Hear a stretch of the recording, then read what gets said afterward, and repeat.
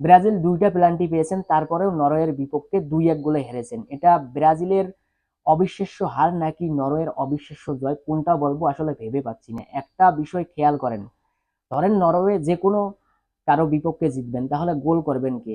Erling Haaland. সুতরাং ব্রাজিলের যারা ডিফেন্ডার আছেন তাদের দায়িত্ব হবে এর্লিং হ্যালান্ডকে আসলে আটকিয়ে রাখা, যাতে তিনি আসলে গোল করতে না পারেন। সেখানে পুরোপুরি ব্যর্থ হয়েছেন ব্রাজিলের ডিফেন্ডাররা এখানে। তাই কার্লো আনচেলত্তির দোষ দিয়ে খুব বেশি একটা লাভ হবে না, কারণ তিনি 67 মিনিটে নেইমারকে নামিয়েছেন, তার আগে এনরিককে নামিয়েছেন, যা কিছু করার সবকিছু তিনি করেছেন। কিন্তু ব্রাজিলের যারা প্লেয়ার আসলে কার্লো আনচেলত্তির টেকটিক্সটা তারা আসলে অ্যাপ্লাই করতে পারেননি।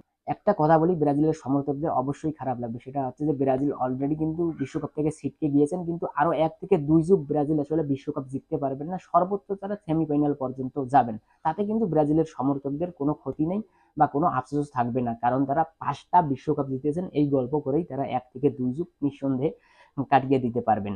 যাই হোক, এই ম্যাচে এর্লিং হ্যালান্ড অবিশ্বাস্য খেলেছেন, জোড়া গোল করেছেন, পাশাপাশি তাদের গোলকিপার অবিশ্বাস্য কিছু সেভ দিয়েছেন, যার জন্যই আসলে নরওয়ে জিতেছেন। আর একটা বিষয় খেয়াল করেন, সকলেই প্রত্যাশা করেছিলেন যে এই ম্যাচে আসলে ব্রাজিল খুব সহজভাবে জিতবেন এবং কোয়ার্টার ফাইনালে চলে যাবেন, আর কোয়ার্টার ফাইনালে সম্ভবত ইংল্যান্ডের সাথে দেখা হবে, সেখান থেকে তারা বিদায় নিতে পারেন। কিন্তু অপ্রত্যাশিতভাবে ব্রাজিল আসলে নরওয়ের বিপক্ষে হেরে গেছে এবং কোয়ার্টার ফাইনালে নরওয়ে চলে গেছে।